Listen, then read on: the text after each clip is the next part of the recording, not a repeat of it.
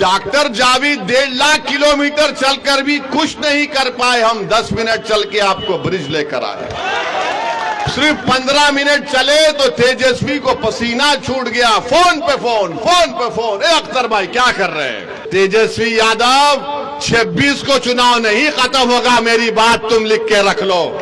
अब यहां से चुनाव शुरू होगा तो सीमांचल की लड़ाई चलते रहेगी। नीतीश कुमार कर सकते थे, इस इलाके को सब डिवीजन बना सकते थे, मगर उन्होंने नहीं किया।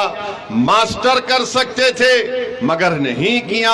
आप हमारे साथ चलने को तैयार है तो पूरा सीमांचल चक्का जाम किया जाएगा। मोदी याद रखो, तुमको बताएंगे यहां पर घुसपैठी नहीं, यहां पर इंसान रहते हैं। हम आपसे अपील करने आए हैं कि 26 तारीख के दिन आपको एक तारीख बनाना है। लोग समझ रहे कि एमआईएम पार्टी को हम रोक लेंगे, आप नहीं रोक पाएंगे एमआईएम पार्टी को। आप बताइए, अब आप बताइए कि मोदी भारत के प्रधानमंत्री हैं, सीमांचल की जनता को गाली देकर चले गए, ये घुसपैठी बहुत ज्यादा आ रहे। अरे मोदी जी, क्या बॉर्डर सिक्योरिटी फोर्स अख्तरुल ईमान के इशारे पर काम करती है? क्या एसएसबी अख्तरुल ईमान के इशारे पर काम करती है? आप सिर्फ इस इलाके को बदनाम कर रहे हैं इसलिए कि यहां पर अल्पसंख्यक समाज के मुसलमान ज्यादा रहते हैं। अरे मोदी, तुम कह देते कि यहां पर सीमांचल भारत का सबसे गरीब इलाका है, यहां पर हजारों लाखों एकड़ जमीन कटती है, यहां पर नदी का पानी आ जाता है, मगर मोदी को फिक्र सिर्फ घुसपैठियों से है। और मोदी की नजर में घुसपैठी कौन है? अख्तरुल ईमान है। मोदी की नजर में घुसपैठी अख्तरुल ईमान है। तो इसीलिए मेरे अजीज दोस्तों, मेरी इज्जतदार माँ और बहनों, 26 अप्रैल को जब आप निकलकर अपना वोट डालेंगे तो मेरी इन 5-6 बातों पर आप जरा इस पर गौर करिए, अपने दिलो दिमाग पर जोर डालिए। आपको एक ऐसा एमपी चाहिए जो फिरका परस्त ताकतों से लड़े, जो मौका परस्त ताकतों से लड़े, जो आपके दरमियान में रहे। आज आप देखते हैं कि आज यहां पर इस विधानसभा में अभी हमने सब डिवीजन की मुतालबा किया। नीतीश कुमार क्या कर रहे हैं बताइए आप? नीतीश कुमार कर सकते थे, इस इलाके को सब डिवीजन बना सकते थे, मगर उन्होंने नहीं किया। मास्टर कर सकते थे, मगर नहीं किया। क्यों नहीं कर रहे? क्योंकि उनको इस जनता यहां पर जमीन पर बसने वाले लोगों से नफरत करते हैं। तो मेरी आप सदबन गुजारिश है कि आप याद रखिए, जब तक आपकी आवाज नहीं पैदा होगी कोई आपकी तकालीफ का जिक्र करने वाला नहीं होगा। अभी आपने सुना कि 1 लाख से ज्यादा मुसलमानों को बिहार में नौकरी से महरूम कर दिया गया। अरे कब तक आप इन तमाम पार्टीज का साथ देंगे जो आपका वोट तो हासिल कर लेते मगर आपको नौकरी नहीं देते, आपको इंसाफ नहीं देते? राजद का मामला है, MY कहते हैं मुस्लिम यादव, उन्हीं का सेंसस क्या कहता है कि बिहार में मुसलमान 17% है और यादव हमारे करीब 14-15% के करीब है। 22 उम्मीदवारों के नामों का ऐलान राजद ने किया। कितने मुसलमानों को दिया? 2 को दिया। कितने हमारे यादव भाइयों को दिया? 8 को दिया। अरे भाई, आप सिर्फ यादवों को टिकट देना है तो दो, हम उससे परेशान नहीं है, मगर जब आप मुसलमानों के दरमियान में आकर, अल्पसंख्यक समाज के दरमियान में आकर तेजस्वी कहती है MY, अरे जहां पर ताकत का मामला आता है आप ताकतवर नहीं बनाना चाहते। मेरे इज्जतदार दोस्तों, आप जानते हैं कि ये 2018 में तेजस्वी ने यहां पर आकर कहा था सीमांचल में, किशनगंज में, कि हम सीमांचल डेवलपमेंट काउंसिल बनाएंगे। अरे आप डिप्टी चीफ मिनिस्टर आप बन गए, मगर सीमांचल डेवलपमेंट काउंसिल क्यों नहीं बना? और तेजस्वी यादव को जानना चाहिए कि भारत की पार्लियामेंट में अगर किसी ने सीमांचल डेवलपमेंट काउंसिल की बात की, किसी ने भारत की पार्लियामेंट में प्राइवेट मेंबर्स बिल लेकर आए, तो उसका नाम असदुद्दीन ओवैसी और मजलिस इत्तेहादुल मुस्लिमीन था। सिर्फ 15 मिनट चलने पर ब्रिज बन गया। और याद रखो, जब अख्तर अली मान एमपी बनेगा तो हम पूरा सीमांचल चलेंगे और डेवलपमेंट लाएंगे इंशाअल्लाह। सिर्फ 15 मिनट चले तो तेजस्वी को पसीना छूट गया। फोन पे फोन, फोन पे फोन, ए अख्तर भाई क्या कर रहे हैं? वो काम शुरू हो गया। तो डॉक्टर जावेद 1.5 लाख किलोमीटर चलकर भी कुछ नहीं कर पाए, हम 10 मिनट चल के आपको ब्रिज लेकर आए। तो मेरी आपसे गुजारिश है कि 26 तारीख के दिन आप जब वोट डालने जाएंगे, इन तमाम चीजों का आप ख्याल रखिए।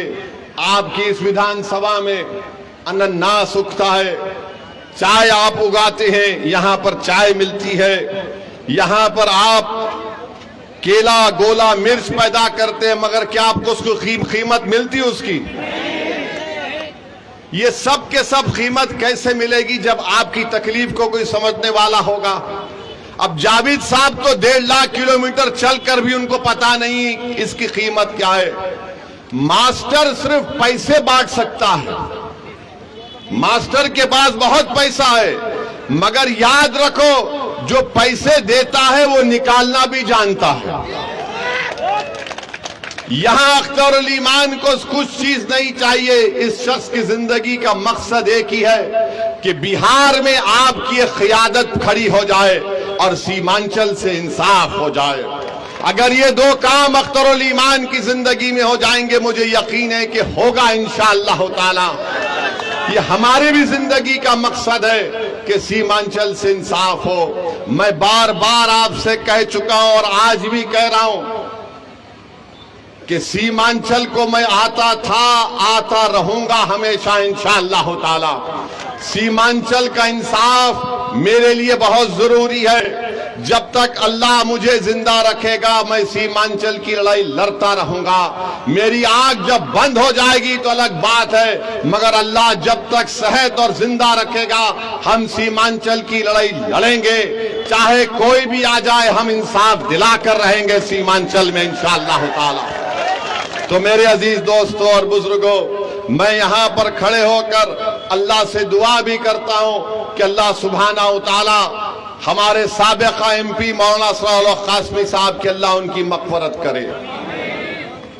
नेक आदमी थे। जब ट्रिपल तलाक का कानून लाया गया तो उनको कांग्रेस पार्टी ने बोलने का मौका नहीं दिया।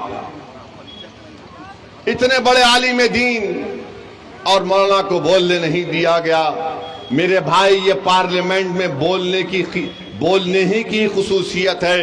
कोई पार्लियामेंट नहीं जाता गूंगा अंधा बन के बैठने के लिए। पार्लियामेंट में कोई जाता है तो आपकी तकलीफ को बयान करने के लिए जाता है। आपके इस इलाके में आप जानते हैं कि यहाँ पर 5-8 नदियों का पानी आता है, महानंदा, मेंची और कनकई। इसका हल कैसे निकलेगा मेरे भाई? इस विधानसभा में इतनी तकलीफ है, इसका हल कैसे निकलेगा? अख्तर अली मान को आप यहां से अपना नया एमपी बनाइए। हम आपसे वादा करेंगे इंशाअल्लाह ताला ये तकालीफ दूर होगी। आपके इस विधानसभा में पिपरी थान से बादल चौक की रोड है, रोड नहीं है, रोड नजर ही नहीं आती। कौन ये आपकी लड़ाई लड़ सकता है? सिवाय अख्तर अली मान के कोई नहीं लड़ सकता। और जो मास्टर है वो मोदी उसका मास्टर है, और हम हर हाल में इनका साथ नहीं देना चाहिए। याद रखिए, मजलिस पिछले 10 साल से पार्लियामेंट में जितने भी कानून मोदी ने लेकर आए, मजलिस ने उन तमाम कवानीन के खिलाफ वोट दिया। CAA का कानून हो, ट्रिपल तलाक का कानून हो, बल्कि मास्टर से एक बात पूछ लेना और जावेद से भी पूछ लेना। पिछला पार्लियामेंट का आखिरी सेशन था तो हुकूमत नरेंद्र मोदी के पूछा कि 22 जनवरी को बड़ा तारीखी काम हुआ था, कोई तकरीर नहीं कर सका जो हम बेबाकी के साथ बता दिए। हाँ, तुम इस चुनाव में खड़े होकर बोलो बाबरी मस्जिद जिंदाबाद, बाबरी मस्जिद जिंदाबाद, बाबरी मस्जिद जिंदाबाद। नहीं बोल पाएंगे। क्यों नहीं बोल पाएंगे? क्योंकि मास्टर का मास्टर मोदी है, और जावेद तो बेचारे उनको बोलेंगे हाँ हमारी जान निकल जाएगी। ये काम हमने किया पार्लियामेंट में खड़े होकर। सबने हमसे पूछा तुम्हारी हिम्मत कैसे हुई? हमने कहा अरे हिम्मत का मामला नहीं है, ज़रफ का मामला है। हिम्मत का मामला नहीं है। जिसका ज़मीर जिंदा होगा वो नाइंसाफी को नाइंसाफी कहेगा। आप बताइए, ये लोग ये भी नहीं कह सकते पार्लियामेंट में? अरे हम देखते हैं जावेद साहब को, कुछ नहीं कर सकते, बैठे रहते। अच्छा, एक बात जावेद साहब की है, जब हमारा भाषण होता है तो पहले से आकर बैठकर सुनते हैं अब ये क्या बोलने वाला है। हम भी समझते हैं कि ठीक है, कोई सुन रहा है, सीख रहा है, तो हमको इतराज नहीं है। मगर इतना हमारा भाषण सुने तब भी मुंह में जबान नहीं आई, तब भी मुंह में जबान नहीं आए। हम तो समझ रहे थे कि हमारा भाषण सुनकर जावेद साहब भी एक मर्तबा कुछ बोल देंगे, मगर नहीं बोले। नहीं बोल सकते मेरे भाई। इन गरीबों की तकलीफ अपने सीने में महसूस करना पड़ेगा, नाइंसाफी को महसूस करना पड़ेगा, जुल्म को महसूस करना पड़ेगा, तभी तो जबान में तकलीफ निकलेगी, वो बेबाकी से अल्फाज निकलेंगे।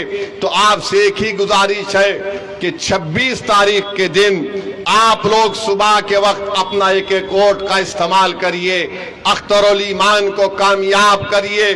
किशनगंज की पार्लियामेंट की सीट से अख्तरुल ईमान को कामयाब करिए। हम आपसे वादा कर रहे हैं कि अख्तरुल ईमान को भी हम कहेंगे कि इनकी कामयाबी के बाद जितने विधानसभा किशनगंज पार्लियामेंट में आते हैं वहां पर अख्तरुल ईमान एक एक दफ्तर एक ऑफिस खोलेंगे।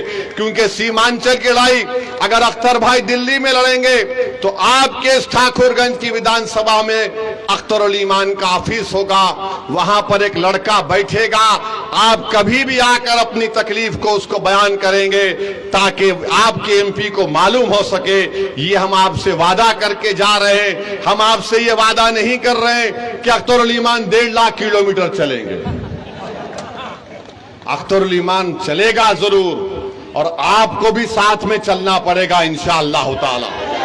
हम आपको बता रहे हैं आने वाले महीनों में इंशाअल्लाह ताला आप हमारे साथ चलने को तैयार है तो पूरा सीमांचल चक्का जाम किया जाएगा। मोदी याद रखो, तुमको बताएंगे यहां पर घुसपैठी नहीं, यहां पर इंसान रहते हैं। अरे तुम सबका साथ सबका विकास की बात करते हो, तुम विकसित भारत की बात करते हो, मगर सीमांचल को तुमने नजरअंदाज करके रख दिया। हाल में तुमने एयरपोर्ट नहीं बनाया, तुमने कोचा दामन में रेलवे स्टेशन नहीं खोला, तुमने बहादुरगंज में डिग्री कॉलेज नहीं खोला। तो मेरे भाई, लड़ने वालों की जरूरत है और अख्तरुल ईमान सबसे बेहतरीन आपका उम्मीदवार है। मैं पूरी सीमांचल की जनता से अपील करता हूं, किशनगंज की जनता से अपील करता हूं कि एक होकर आप लोग अख्तरुल ईमान को कामयाब करिए। याद रखिए, बीजेपी अगर दोबारा इख्तिदार में आएगी तो बीजेपी भारत के संविधान को और आइन को तब्दील कर देगी। बीजेपी इबादतगाहों के कानून को खत्म करके रख देगी। इसीलिए भी बहुत जरूरी है कि आप मुत्तहिदा तौर पर एक वोट को भी जाया मत होने दीजिए और अख्तरुल ईमान को नहीं, सीमांचल को कामयाब करिए। अख्तरुल ईमान को नहीं, इंसाफ को कामयाब करिए, अमन को कामयाब करिए। अपने मुस्तकबिल को रोशन रखने के लिए पतंग छाप के निशाने पर बटन दबाकर आप बता दीजिए इन लोगों को जो हमारा वोट तो लेते हैं और हमारी पीठ में खंजर घोंपते हैं। यही चंद बातें मुझे आपसे अर्ज करना था। और याद रखो, चुनाव 26 को खत्म नहीं होगा, चुनाव 26 को नहीं खत्म होगा। 13 को भी वोटिंग है, उसके बाद भी एक वोटिंग है, उसके बाद भी एक वोटिंग है। तेजस्वी यादव, 26 को चुनाव नहीं खत्म होगा, मेरी बात तुम लिख के रख लो। अब यहां से चुनाव शुरू होगा तो सीमांचल की लड़ाई चलते रहेगी। आपका शुक्रिया अदा करते हैं कि आप यहां पर आए। 26 तारीख को पतंग छाप पर वोट देकर अख्तर भाई को चौथे नंबर पर अख्तर भाई का फोटो भी रहेगा, पतंग रहेगा। फोटो को मत देखिए, फोटो आपकी होगी। सिर्फ आप पतंग को देखकर बटन दबाइए और अपने इंसाफ के लिए और बीजेपी के बढ़ते कदमों को रोकने के लिए और पूरे भारत की नजरें किशनगंज पर लगी हुई है कि क्या यहां पर आप मुत्तहिद होकर एक फाल और हरकियाती शख्स को कामयाब करेंगे, या फिर आप खुदा ना खास्ता कहीं हम गलती ना कर दे तो बीजेपी ना निकल जाए। मेरे भाई, किशनगंज में मुकाबला अख्तरुल ईमान का मोदी से है, कांग्रेस तो रेस में नहीं है। इसीलिए हम आपसे अपील कर रहे हैं कि अपना एक वोट बैलेट के ऊपर जो मशीन पे 4था नंबर है, हमारी मां और बहनों से भी अपील कर रहे, 4थे नंबर पर पतंग छाप पर बटन दबाकर आप अपने इत्तेहाद को कामयाब करिए और बिहार भी अपनी एक सियासी क़ियादत को खड़ा करके मजबूत कर दीजिए। बहुत बहुत शुक्रिया। अस्सलाम वालेकुम। लाइव बिहार YouTube पर सब्सक्राइब और Facebook पर लाइक जरूर करें।